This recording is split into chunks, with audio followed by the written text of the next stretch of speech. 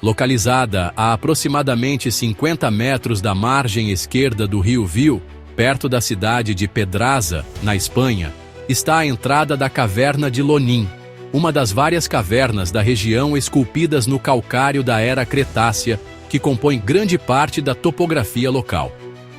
A entrada é bastante estreita, com cerca de 1,5 metros de largura, mas o sistema de túneis se estende por vários quilômetros, serpenteando em uma trajetória noroeste-nordeste a sudeste. A caverna tem sido explorada e estudada desde o século XIX e é famosa por mais de 100 representações diferentes de arte rupestre paleolítica, cujo estudo começou para valer nos anos 70, mas também houve utilização em períodos pós-paleolíticos, com evidências que vão desde a idade do cobre e do bronze na Península Ibérica até o período romano.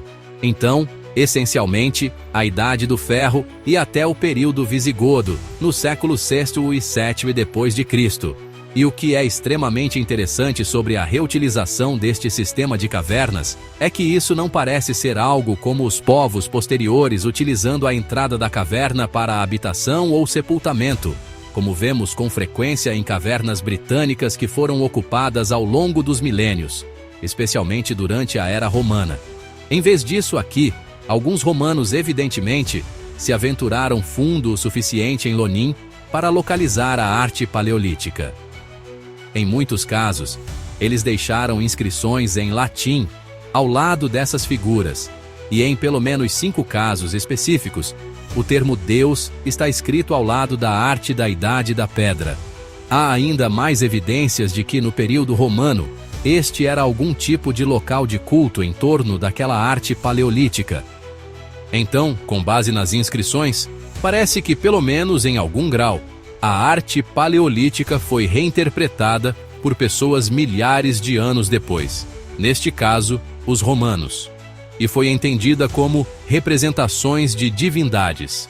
Este é um tópico que eu queria explorar há algum tempo, e descobri isso pela primeira vez enquanto pesquisava para outro vídeo da série que tenho neste canal, explorando o que os povos pré-modernos sabiam sobre o passado e como eles interagiam com os vestígios de civilizações passadas. Então, vamos falar sobre esta caverna. A arte paleolítica abrange aproximadamente entre 16.000 e 11.500 anos antes do presente, com a grande maioria da arte pertencente ao Paleolítico Superior, entre cerca de 13.000 e cerca de 11.500 anos antes do presente. Por aproximadamente 2.500 anos, existem 119 exemplos documentados, 29 sinais, ou o que foram interpretados como sinais, e 90 figuras, incluindo veados, felinos, javalis, peixes, caninos e figuras antropomórficas. Mas, acima de tudo, os cavalos parecem dominar. Especificamente, cavalos representam cerca de 61% da arte do Paleolítico Superior em Lonim.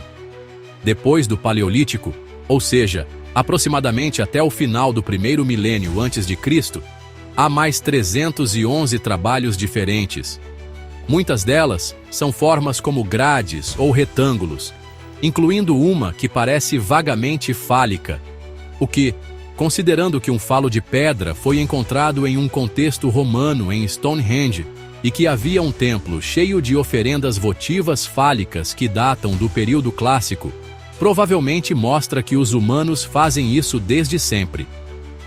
Quando os romanos conquistaram a Península Ibérica e evidentemente descobriram este sistema de cavernas, eles encontraram todas essas evidências de ocupação e uso humano no passado. Então, normalmente, o reuso de algo tão antigo por um povo posterior já seria interessante por si só. Ao longo do tempo, pessoas reinterpretaram artefatos e obras de arte mais antigas, das quais não tinham o conhecimento adequado, e tem um livro ótimo que explora exatamente esse tema, intitulado The Past in Prehistoric Societies, o passado em sociedades pré-históricas, que foi onde eu descobri esse sítio arqueológico específico. Mas o que realmente destaca esse caso é que a reinterpretação de algumas dessas pinturas como sendo de natureza religiosa pode não ser necessariamente uma reinterpretação religiosa. O que eu quero dizer com isso é que temos muitos exemplos de povos históricos, como os europeus da época da Grécia Antiga até o século XIX, encontrando objetos como ferramentas de pedra e reinterpretando-as como pedras de raio, objetos que caíam do céu onde um raio atingia o solo. Igualzinho quando a gente encontrava uma ponta de flecha e falava que era dente de dinossauro, lembra? Então, uma compreensão totalmente diferente dos itens e de seu propósito original. A arte rupestre, por outro lado, às vezes é considerada de natureza espiritual e como evidência dos primeiros humanos tentando entender o universo e seu lugar nele. Então, como os romanos encontraram essa arte paleolítica e a entenderam como religiosa, o que estamos vendo aqui pode ser uma área espiritual pré-histórica, que os romanos então encontraram e também realizaram atividades espirituais lá. O que, quando eu li sobre isso pela primeira vez, me deixou de queixo caído. Pelo que eu sei, este é o único sítio arqueológico do tipo, ou seja, um lugar onde uma interpretação potencialmente religiosa se estende por milhares de anos. Embora, obviamente, as especificidades desses conjuntos de crenças sejam vastamente diferentes. Então, para o resto deste vídeo, eu quero falar sobre arte paleolítica. E aí você me diz o que pensa sobre essa ideia. Se formos ser bem técnicos, pessoas modernas, mesmo antropólogos profissionais que estudam o assunto, nunca terão 100% de certeza sobre o significado exato da arte rupestre. Conhecemos exemplos que datam de dezenas de milhares de anos atrás, e muito provavelmente encontraremos mais com o passar do tempo. Mas, como nossos exemplos são de tanto tempo atrás, há duas questões principais quando se trata de interpretar e tentar entender a arte paleolítica. A primeira é que nos faltam fontes escritas que nos informem sobre o propósito exato dessas peças. E a segunda é que, como isso é da Idade da Pedra e a tinta era feita de materiais naturais como plantas, provavelmente temos uma forte tendência em nossas evidências, especificamente porque os exemplos provêm de cavernas, ou seja, áreas protegidas, bem afastadas de qualquer tipo de precipitação ou outras intempéries. É perfeitamente possível que existissem mais obras de arte em formações geológicas expostas aos elementos, que por isso não sobreviveram. Então, tendo isso em mente, como podemos interpretar essas obras? Bem, houve um debate acalorado nos anos 90 sobre isso, e de certa forma, nunca parou. A discussão continua até hoje. As evidências de arte paleolítica, não apenas em cavernas, mas também no que se presume serem totens e bens funerários, parecem aumentar em complexidade entre cerca de 65 mil e 15 mil anos atrás. Inicialmente, pensava-se que a arte rupestre era simplesmente arte pela arte. Essa ideia foi descartada após a publicação de estudos como A Mente na Caverna, que realmente deu início a esse debate, porque defendia uma interpretação com base espiritual ou religiosa. Xamãs ou outros sacerdotes ingerindo substâncias psicoativas e participando de cerimônias nesses locais, esse tipo de coisa. Pensem abstratamente sobre o mundo e seu lugar nele há apenas 50 mil anos, e que isso os diferenciava dos humanos anatomicamente modernos anteriores. Isso foi contestado com base em novas pesquisas arqueológicas, que empurraram a ideia de modernidade comportamental para 70 mil, depois 100 mil e, finalmente, 200 mil anos atrás. A evidência para esse recuo das datas vem de descobertas arqueológicas relativamente recentes na África. A questão é que não é como se os humanos tivessem repentinamente começado a pensar abstratamente à medida que nos aproximamos do Paleolítico Superior.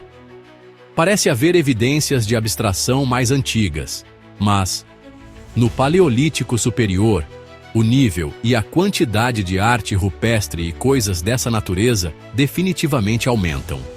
Dito isso, a arte rupestre, especificamente, é provavelmente espiritual em pelo menos algum sentido, embora, muito provavelmente, haja mais do que jamais seremos capazes de entender. Obras de arte em todo o mundo mostram animais que os arqueólogos sabem que eram consumidos em suas áreas porque encontraram ossos com marcas de corte indicando abate. É como encontrar restos de churrasco pré-histórico. Mas as cavernas também apresentam animais que não eram comidos, e eles tendem a estar em lugares diferentes nessas cavernas. Também temos que ter em mente que esses não eram lugares fáceis de se chegar.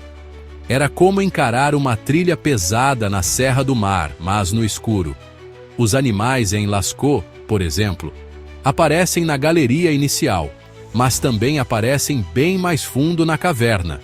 Lascaux é outro exemplo do mesmo tipo de coisa. Pensem no trabalho que dava para chegar lá no fundo, sem GPS, sem lanterna, só na base do fogo.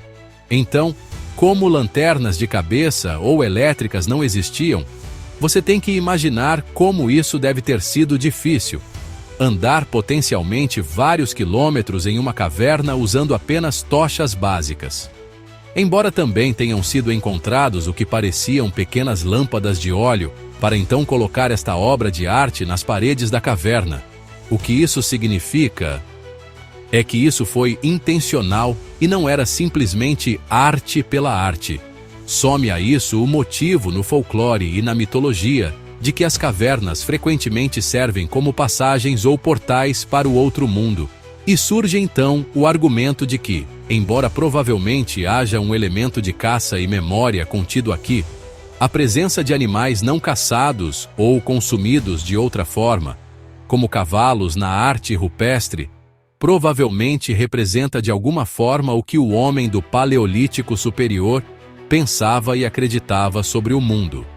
Agora, se isso realmente envolve um xamã tomando alucinógenos e cruzando para o outro lado, em uma jornada espiritual, não está muito claro, mas isso provavelmente está associado à religião ou espiritualidade do Paleolítico Superior, possivelmente à memória ou adoração dos ancestrais. Em grande parte, porém, não sabemos e simplesmente não podemos saber. Mas na Península Ibérica pré-histórica, o cavalo parece ter tido algum tipo de importância. Aparece em Lascaux e aparece em outro sistema de cavernas, a Cova de la Valtorta, localizada perto de Valência. Mas também aparece mais tarde em esculturas em rochas que datam do início da Idade do Cobre, que foram incorporadas a um forte romano perto da atual Salamanca, que os romanos então imitaram. Então, o que exatamente os romanos encontraram quando entraram em Lascaux? Bem, é possível que este tenha sido um local religioso, ou talvez um ambiente sagrado para o povo do Paleolítico Superior de alguma forma. Evidentemente, os cavalos eram importantes em alguma capacidade, remontando a vários milhares de anos.